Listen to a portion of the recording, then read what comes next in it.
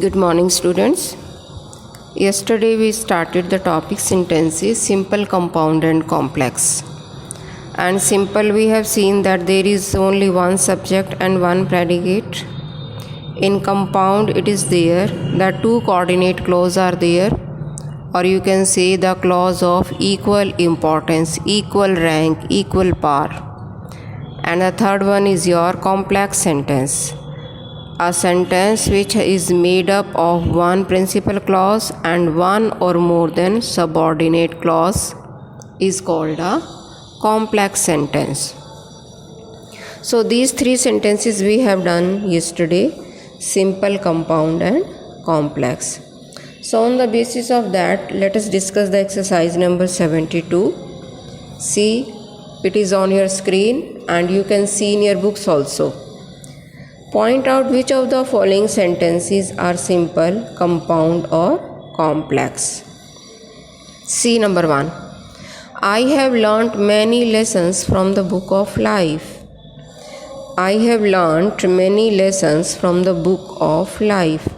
See, I subject and have learnt many lessons from the book of life. It all is predicate. Means one subject and one predicate is there. Only one subject and one predicate, then it is called simple sentence. So number 1 answer is simple. See the second one. When you tired, you may take rest. When you tired, you may take rest. Means two clauses are there. One is principal and the another is dependent, then it is complex. I told him why I didn't like his ways. I told him, principal clause, or why I didn't like his ways, it is subordinate clause, then it is also the complex sentence. Then see the next one. He tried but he failed. He tried but he failed. Two clauses are there, both are of equal rank. Both are equally important, or you can say both are of same power or same rank or same order, then it is they are coordinate clause, and such type of sentences are called compound. So number 4 is a compound sentence. Then see number 5. He plays while his brother studies. Same, he plays while his brother studies. Two clause, coordinate clause, same rank, same order, you can say, it is also compound. Then number 6. I asked him why I couldn't come in time. I asked him why he couldn't come in time. I asked him, principal clause, and why he couldn't come in time, it is subordinate, supporting, you can say, then it is complex sentence. He entered the room and spoke to the lady of the house. He entered the room and spoke to the lady of the house, then it is also the compound sentence. And is there conjunction. Please do come some other day. Please do come some other day. One subject or predicate, then it is simple. The kind teacher forgave the students for his misbehavior. One subject, one predicate, then it is also simple. Then it is safe for us to stay in this house. It is safe for us to stay in this house. It is also the simple sentence, you can say.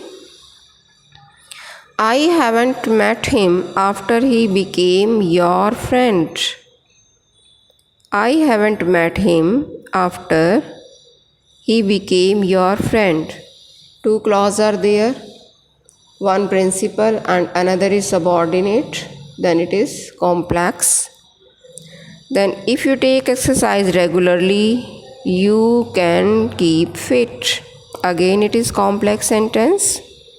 Then Ishan worked hard and passed the examination. Two clause of the equal rank, then it is compound. He has gone never to return. He has gone never to return, then it is also the same, you can say. Simple sentence.